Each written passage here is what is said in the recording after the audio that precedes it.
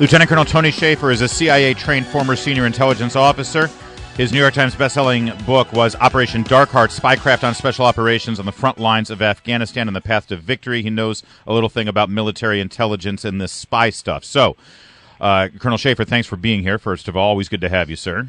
Hey, Larry, good to be on. Thanks for having me. Secondly, yesterday's blockbuster report from Catherine Herridge and Pamela Brown out of Fox News, and Catherine Herridge has been just phenomenal on this story. Absolutely. Reveals an Inspector General report that was sent to to Congress, to the Senate and House committees on intelligence, saying that several dozen emails on Hillary Clinton's private unsecured server were not just classified as top secret, but SAP special access programs. My understanding, sir, is that this means that human assets would be put at risk if the information was revealed.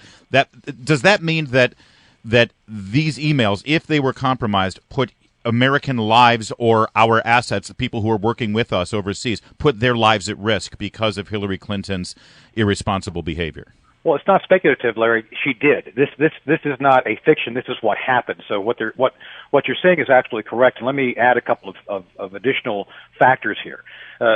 These are the type of operations I ran during my time there. These are the most guarded, highly classified operations. Normally they're air-gapped. That is to say that we don't even put them on electronic systems. That's how severe this violation is. Larry, there's just some things we don't admit we do. I mean, that's just the way it is. And the official category of those things the government does that we don't admit that we even think about doing are called special access programs. So these are truly the keys to the kingdom. So, and this is another reason, by the way, people like me running these things never want to expose any politician such as Ms. Clinton to this sort of thing, because clearly you see the results of that. But yes, this is beyond top secret. Let me give you kind of a cute comparison. Maybe we go in and recruit the guy who puts the light bulbs in the Vladimir Putin's bedroom, and this guy is a key asset. He has certain picadillos, and maybe even Vladimir Putin has certain picadillos.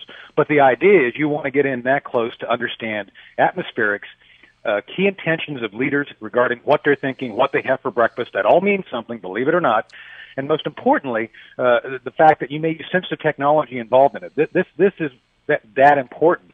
And when you add on top of that, then, the arrogance to think that she wouldn't even admit to having failed this, she puts us further in danger, not telling people, because, Larry, what could happen is they could actually figure out that we had this penetration and then use it to feed false information to us, thereby making us think something that is completely incorrect. So this is severe as it gets. Yeah, so it can work a couple of different ways. This is as severe as it gets. Okay, now, in this letter from the Inspector General to the members of the intelligence committees on Capitol Hill, I want to just read a couple of lines from the letter.